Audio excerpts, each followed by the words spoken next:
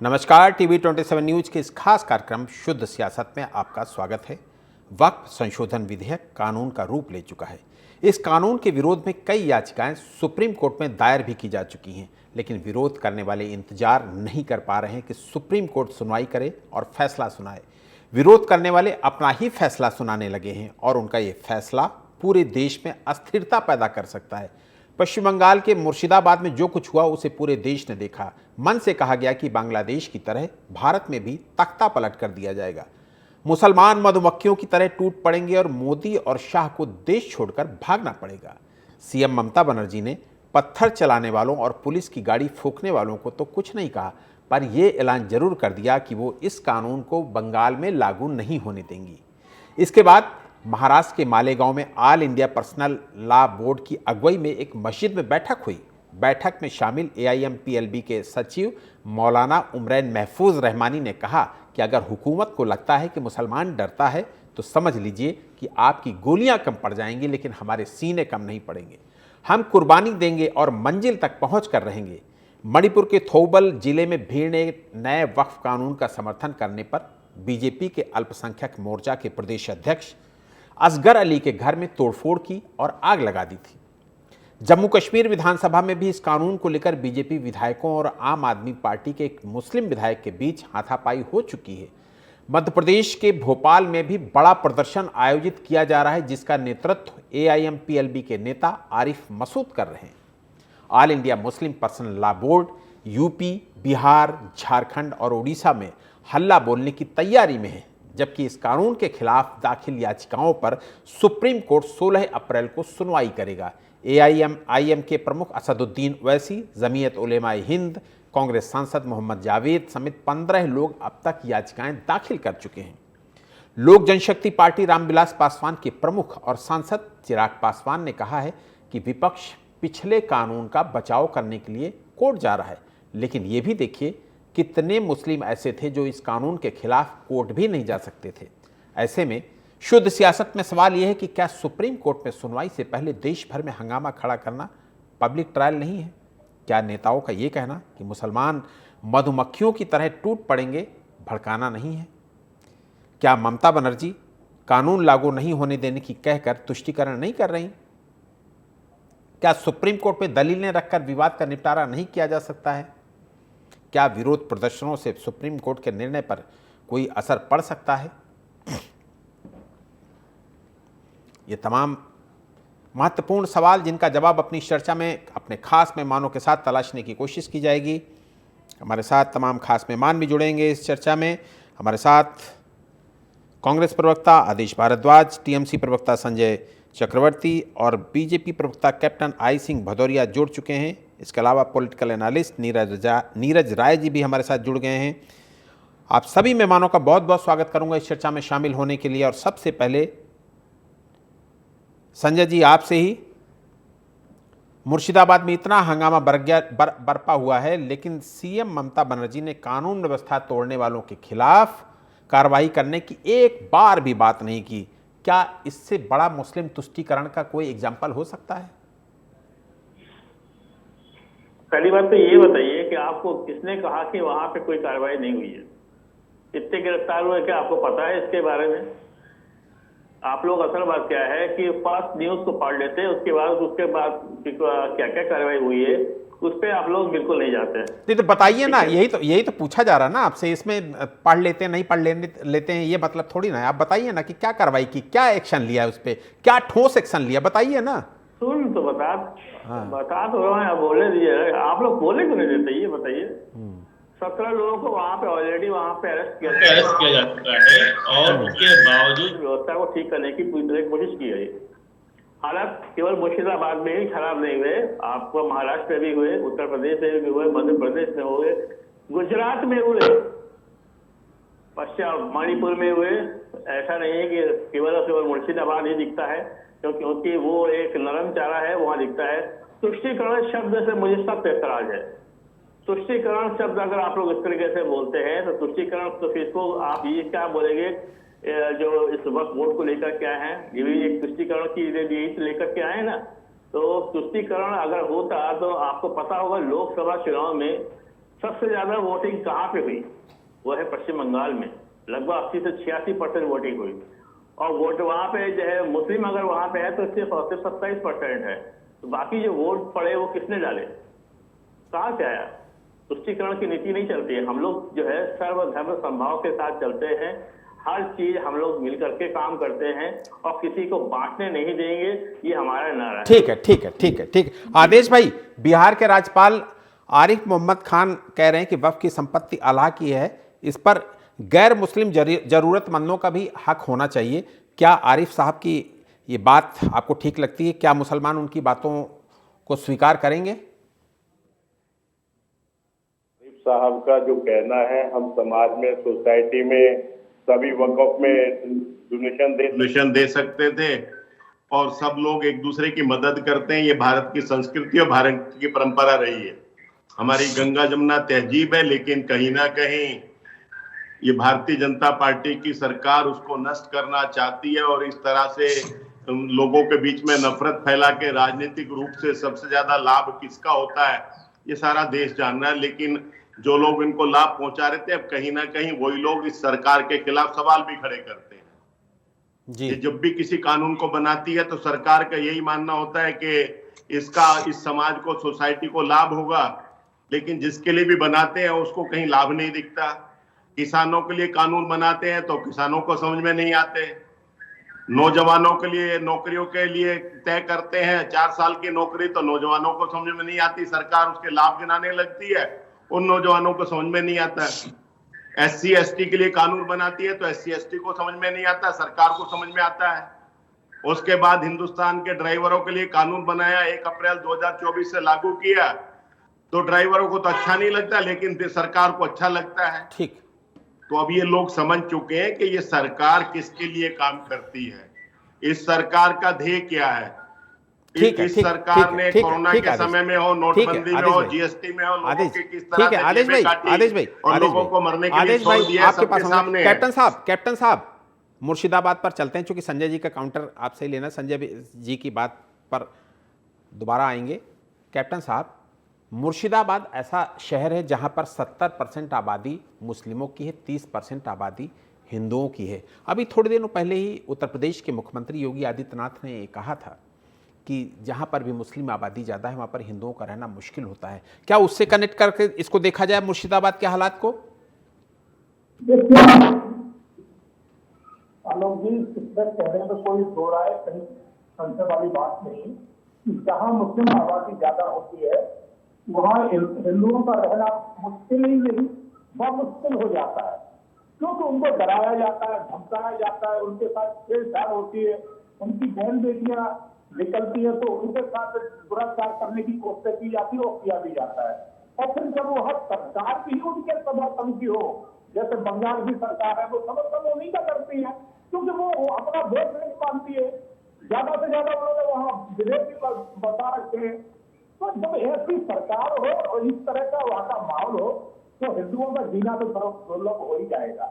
मगर तुष्टीकरण की राजनीति में ममता बनर्जी ने सारी पार्टियों को रिकॉर्ड तोड़ दिए। तुष्टीकरण में तो पीछे कांग्रेस में नहीं है, मगर ममता बनर्जी उनसे भी 4 कदम आगे निकल चुकी है। अब एक आदमी की सरकार बन जाने के बाद पश्चिम बंगाल में ये मुर्शिदाबाद तो ऐसे सीधे रास्ते से चलेगा, ये क्रिया भी कर नहीं मारेगी वहां पर। हमने सब कुछ करके दिखा दिया है। जब धारा 370 हटाना था तो ये लोग कहते थे कि झंडा उठाने वाले हाथ पैदा नहीं होंगे। धारा 370 भी हटा दी, क्रिया ने पर भी नहीं मारा। फिर इन्होंने तो आज वक्फ बोर्ड को हटा नहीं लेना, ये तो बर्न का खतरा है, इसमें हाथ डालोगे तो हाथ जल जाएंगे, उसको भी हटा दिया, क्रिया भी नहीं बनती है।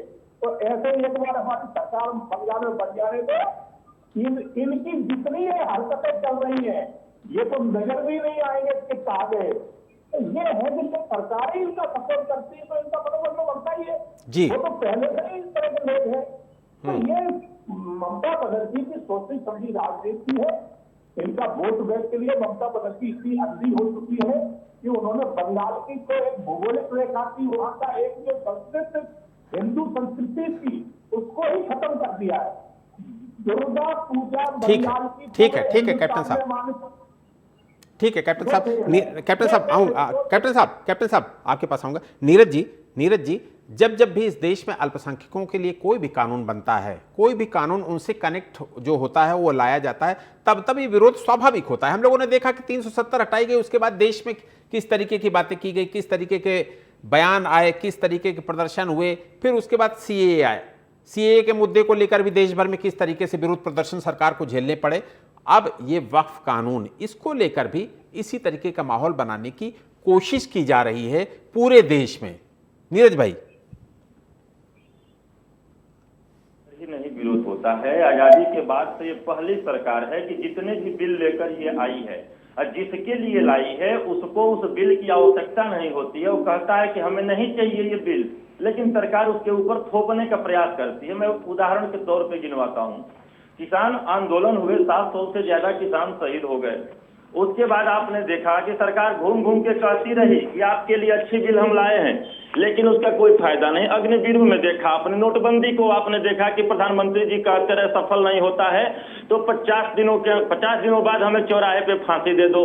जीएसटी को आपने देखा, एनआरसी 1600 करोड़ रुपया देश का खर्चा हुआ, उसके बाद उसको ठंडे बस्ते में डाल दिया गया। आपने सीएए का जिक्र किया, 2000 भी सीएए के एप्लीकेशन नहीं पड़े हैं, लेकिन 15 लाख से ऊपर हमारे लोग बाहर चले गए हैं। यहाँ पर बात सिर्फ ये नहीं है, मुस्लिम तुष्टीकरण की आप बात कर रहे थे, मैं सुन भी रहा था।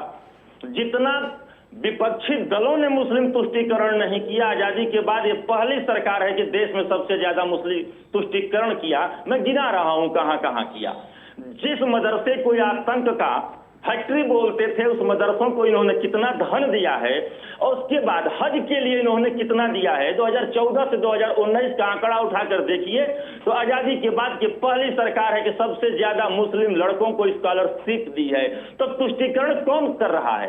रही बात बंगाल में, ममता बनर्जी ने कहा कि मैं यहाँ पर लागू नहीं होने दूंगी, तो ये कहीं से भी असंवैधानिक आलोक जी नहीं है। हमारे संविधान में यह है कि संसद के द्वारा पारित विधेयक और बिल को जो राष्ट्रपति के द्वारा अनुमोदित भी हो, अगर उसको राज्य चाहे तो उसे लागू कर सकते हैं, नहीं चाहे वो उनका स्वतंत्र निर्णय होता है। तो इस पर तो बात ही खत्म हो जानी चाहिए थी, लेकिन बात खत्म नहीं होगी। क्यों नहीं होगी? 2016, 2019, 2021, 2024 और पंचायत के बंगाल में इलेक्शन में जितने उपद्रव हुए हैं, चुनाव से 8-10 महीना पहले, साल भर पहले भाजपा चिल्लाना शुरू करती है और चुनाव बीत जाने के बाद वो ठंडे बस्ते में डाल दिया जाता है।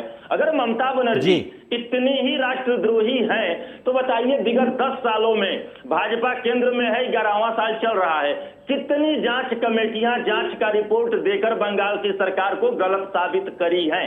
इसका जवाब देश की भारतीय जनता पार्टी नहीं दे पाएगी। बस चुनाव आ रहे हैं, हिंदू मुसलमान करेंगे, हिंदू मुसलमान नहीं करेंगे तो जो ठेकेदार बने घूम रहे हैं, उस ठेकेदारी प्रथा का विलय हो जाएगा, खत्म हो जाएगा। बात यहाँ पर ये है, बंगाल ही नहीं, गुजरात से लगाया तो बंगाल तक वक्फ बोर्ड को लेकर आंदोलन चल रहे हैं। केवल ऐसे कैसे हो जाता है केवल बंगाल में हुआ है? ठीक है नीरज भाई, ठीक है। संजय जी, 2 छोटे छोटे सवाल आपसे ले लेता हूं। एक तो जब कम्युनिस्टों की सरकार थी पश्चिम बंगाल में, जब भी बांग्लादेशी घुसपैठ की बात होती थी तो ममता दीदी यही कहती थी कि कम्युनिस्ट करा रहे हैं, वामपंथी सरकार है यहाँ पर, वो घुसपैठ करा रही है। अब जब इस तरीके की बातें आती हैं तो कहते हैं केंद्र, ये काम केंद्र सरकार का है, सीमाओं की सुरक्षा केंद्र सरकार का काम है, केंद्र सरकार करा रही है, केंद्र सरकार देखे कि कैसे घुसपैठिए रोके जा सकते हैं। दूसरा सबसे इंपॉर्टेंट सवाल कि जिस तरीके से मुर्शिदाबाद में हुआ, मुर्शिदाबाद हो या मालदा, जहां जहां मुस्लिम आबादी बढ़ रही है वहीं पर इस तरीके की अशांति देखने को मिल रही है, तो क्या इसे कानून व्यवस्था का फेल्योर न माना जाए? संजय भाई, 2 सवाल मैं आपसे भी पूछूंगा। अभी जो डिबेट हो रहा था, डिबेट में 2 सवाल उभर के सामने आए।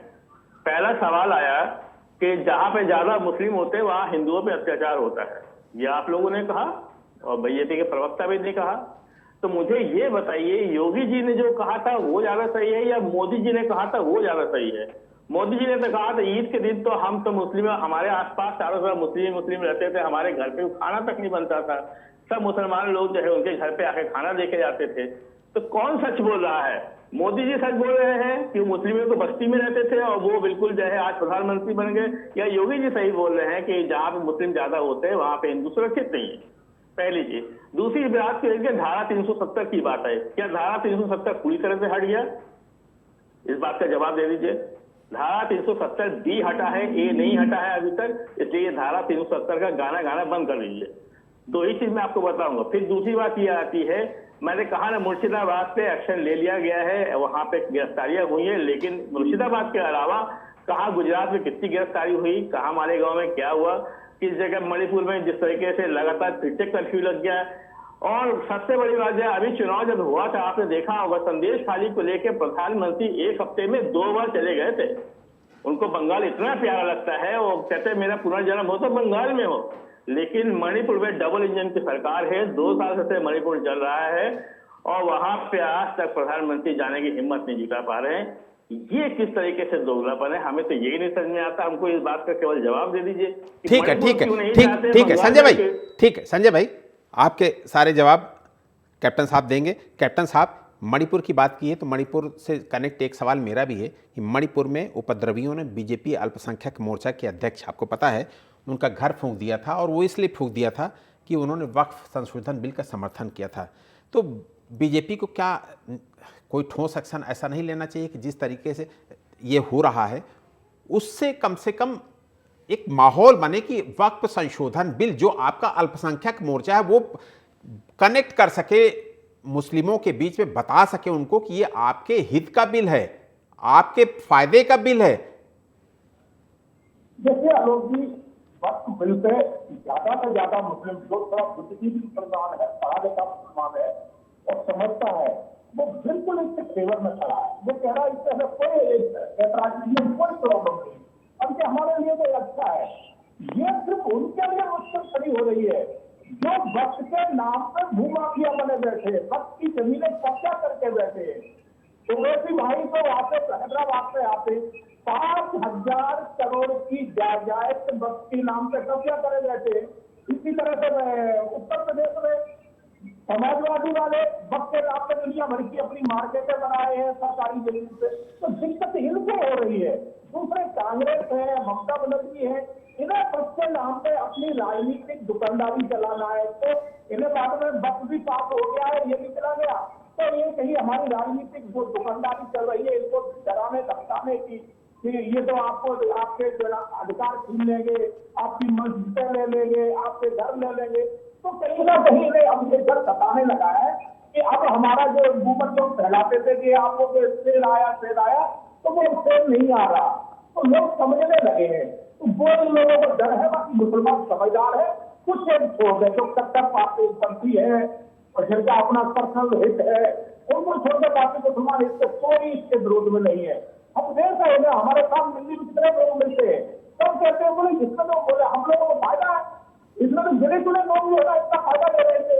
आप सोचिए इस जमीन से इतना बड़ा रेवेन्यू जनरेट होता है मगर उसका कोई लेखा जोखा नहीं है। क्या वक्त वालों ने कभी कोई कॉलेज बनाया, कोई स्कूल बनाया, कोई हॉस्पिटल बनाया, ठीक कोई सा काम किया जिससे मुस्लिम समाज को उसका लाभ मिला हो? ठीक है कैप्टन साहब, ठीक कैप्टन साहब। आदेश भाई, मुस्लिम नेताओं का ये कहना, अभी आपने सुना भी होगा, जब बता रहा था जब मैं, कि मुस्लिम नेताओं का ये कहना कि गोलियां कम पड़ जाएंगी, हमारे सीने कम नहीं पड़ेंगे, क्या देश के कानून के खिलाफ विद्रोह नहीं है? आखिर ये किसकी शय पर इस तरीके के बयान दिए जा रहे हैं? शांतिपूर्ण तरीके से प्रोटेस्ट करने की आजादी है, अपनी बात रखने की आजादी है, अपनी बात कहने की आजादी है, लेकिन ना तो किसी सरकारी संपत्ति को, ना किसी व्यक्ति विशेष की संपत्ति को नुकसान पहुंचाने का इस देश में किसी को अधिकार नहीं है। आप इन्हीं लोगों की कुछ बातें लोगों ने ले जाके सुप्रीम कोर्ट के सामने रखी हैं, सुप्रीम कोर्ट उसका निर्णय करेगा तो इनको उसका वेट करना चाहिए, लेकिन शांतिपूर्ण तरीके से अपनी बातें रखें, धरना रखें, वो कर सकते हैं, लेकिन संवैधानिक तरीके से जो है, किसी के साथ भी किसी तरह का दुर्भावनापूर्ण ये नहीं होना चाहिए जो है। लेकिन ये सच्चाई ये है कि भारतीय जनता पार्टी देश के अंदर ये सब चीजें सांप्रदायिकता, ये तनाव इसलिए ही पैदा करती है ताकि उनको कुछ इसका लाभ मिल जाए, लेकिन अब देश के लोग जागरूक हो गए हैं। अभी हमारे साथी भारतीय जनता पार्टी के बोल रहे थे उनके घोड़ के बारे में, और उसके बारे में तो मैं बताना चाहता हूं कि 87% लोगों की हालत ये हो गई है, पहले से ज्यादा सोना गिरवी रख के अपने घर का खर्चा चला रहे हैं। जो हमारे नौजवान क्रेडिट कार्ड इस्तेमाल करते हैं, जो ठीक ठाक नौकरियों पे हैं, वो लोग क्रेडिट कार्ड रखते हैं, उनके केस पहले से 27% क्रेडिट कार्ड डिफॉल्टर बढ़ गए हैं। देश के अंदर सबसे कम सेविंग के दौर से गुजर रहे हैं। सबसे ज्यादा देश में महंगाई है, सबसे ज्यादा देश के अंदर बेरोजगारी है, सबसे ज्यादा असमानता, अमीरी गरीबी की देश के अंदर बढ़ती जा रही है। लेकिन भारतीय जनता पार्टी करना ही ये चाहती है, इसलिए इन मुद्दों से बरगलाने के लिए ये तमाम इस तरह की चीजें लेके समय समय पे आती है, ताकि लोग उसमें उलझे रहे और सरकार को जोर बेच के निकल जाए। तो ये सरकार सिर्फ लोगों को नुकसान पहुंचाने के लिए, लोगों की संपत्तियों को छीनने के लिए, जो चुनाव से पहले कहते थे कि आपके मंगलसूत्र गिरवी रखे जाएंगे, आपके मंगलसूत्र बिक जाएंगे, आपकी भैंस बिक जाएगी, वो ये सरकार बिकवाने लग रही है। और उसको बिकने के बाद उसका सारा मुनाफा अपने चंद उद्योगपति दोस्तों को पहुंचाते हैं। ये देश ने समझ लिया है। उसी का ये परिणाम है कि जो 400 पार की बात करते थे, 240 पे सिमट गए। जी ठीक है नीरज भाई, ठीक है आदेश भाई आपके पास होगा। नीरज भाई, वक्फ संशोधन बिल को लेकर लगता नहीं कि भ्रम फैलाया जा रहा है? ये कहा जा रहा है कि ये धर्म पर हमला है। अरे वक्फ बोर्ड जो है कोई धार्मिक संस्था थोड़ी ना है, एक मैनेजमेंट प्रबंधन संस्था है। उस प्रबंधन को बेहतर किया जा रहा है। ये वक्फ बोर्ड के ऊपर सरकार बैठी हुई है और उस प्रबंधन को बेहतर करने के लिए सरकार कोई अगर कानून बना रही है, सरकार कोई बेहतर अपने सुझाव दे रही है, तो उसको धर्म पर हमले से कैसे करने की कोशिश की जा रही है?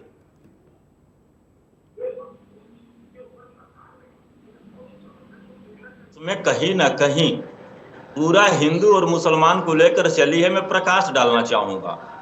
इससे पहले 2022 में आपको याद होगा कि उत्तर प्रदेश में मुख्यमंत्री योगी जी ने कहा था कि जितनी वक्फ की संपत्ति है उसकी हम जांच कराएंगे, जांच कराकर वो आदेश भी अपना दे दिया, लेकिन आज तक वो जांच होकर कमेटी में आया नहीं।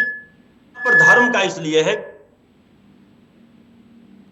मुस्लिम उसमें कैसे एंट्री मार सकता है, या मतलब दूसरे जो मजहब के लोग हैं उनमें गैर उनके मजहब का लोग कैसे एंट्री मार सकते हैं। और इससे भी पहले कोई साधारण लोग नहीं रहे वक्फ कमेटी में। उस संस्था में कोई भी साधारण कमिश्नर ऑडिट करता था, विधायक MP ये रहते थे, IAS IPS उसमें रहते थे। उसके बावजूद भी जो संशोधन आपको करना था, सबको एक साथ लेकर अगर उस समुदाय से बात करके आप चले होते तो शायद यह इतना विरोध नहीं होता। लेकिन इनका तो काम ही है ना, ऐसा काम है 2014 से स्टार्ट करके एक एक बिल देखिए इनका, हर बिल पे कहीं ना कहीं विरोध हुआ है। क्यों हुआ है? सरकार दे रही है, जनता को चाहिए ही नहीं, लेकिन ये दे जरूर रहे हैं। तो इसमें कहीं ना भ्रामक स्थिति पैदा जानबूझकर करी गई कि मुख्य मुद्दों से ध्यान इधर से उधर डाइवर्ट किया जाए। और जो वर्तमान में देश के युवाओं को, देश की जनता को, किसानों को जो नीड है वह पूरा कर पाने में या सरकार जो कि मजबूत सरकार कहती है, लेकिन वाकई इससे मजबूर सरकार भारत में आजादी के बाद से कोई सरकार नहीं बनी जो इतनी मजबूर रही हो। ये वही प्रधानमंत्री जी है ना, ये किसानों का बिल लाते हैं, उसके बाद हाथ जोड़ते हैं, रोते हैं, माफी मांगते हैं। GST को आपने देखा, नोटबंदी को आपने देखा, SC ST एक्ट को आपने देखा। यह क्या चल रहा है देश के अंदर, यह सोचनीय विषय है। इस पे तो यह समर्थ है। इसलिए ये सब चीजें अभी हमारे कैप्टन साहब कह रहे थे, अभी भाई की मैं बहुत इज्जत करता हूं, लेकिन बोल रहे थे कि विपक्ष भड़काता है कि ये छीन लिया जाएगा, वो छीन लिया जाएगा।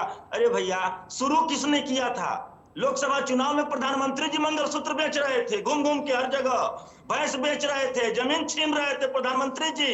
निर्विवाद रूप से देश के सबसे चर्चित और जनता में लोकप्रिय नेता हमारे प्रधानमंत्री जी हैं। ठीक है छीनने का काम तो नीरज भाई, संजय जी भी बार बार हाथ खड़ा कर रहे हैं, कुछ कहना चाह रहे हैं। 10 सेकंड में संजय जी अपनी बात खत्म करिएगा। संजय जी, वक्फ बोर्ड जो है सिर्फ कुछ अपने उद्योगपति मित्रों को बचाने के लिए है। किसी का मकान बना हुआ है वक्फ बोर्ड की जमीन पे, उनको बचाना चाहते हैं। अगर इनको और भी जमीन देना भी चाहते हैं, मैं इसको किसका एक एग्जाम्पल दे रहा हूँ। अयोध्या में 18,000 एकड़ जमीन जो है अडानी, रविशंकर और लाला रामदेव जी को दे दिया गया। क्या वो जमीन देना चाहिए था? तो क्या गारंटी है वक्फ की जमीन पे जो कब्जा करने के बाद जो है ये लोग जो है उस जमीन का सदुपयोग करेंगे? अगर आपको वक्फ बोर्ड की जमीन की आमदनी के ऊपर ही इतनी चिंता है तो सिर्फ एक आदमी को पकड़ के लाइए, नीरव मोदी को। तो नीरव मोदी के पास इतना पैसा ठीक है, ठीक है, ठीक है, ठीक है, वक्त हमें इतने की इजाजत देता है। ठीक है संजय भाई, आपका बहुत बहुत शुक्रिया। कैप्टन साहब आपका भी बहुत बहुत शुक्रिया। आदेश भाई और नीरज जी आपका भी बहुत बहुत शुक्रिया। All India Muslim personal law board ने जुम्मे की नमाज के बाद मानव चेन बनाने, गिरफ्तारी देने, घर, फैक्ट्री, ऑफिस में ब्लैकआउट करके लोगों से विरोध जताने की अपील की है। मतलब साफ है कि शुक्रवार से विरोध प्रदर्शन और भी तेज हो सकते हैं। शुद्ध सियासत में आज इतना ही। मुझे दीजिए इजाजत। देश और दुनिया की तमाम बड़ी खबरों के लिए आप देखते रहिए TV 27 न्यूज़। नमस्कार।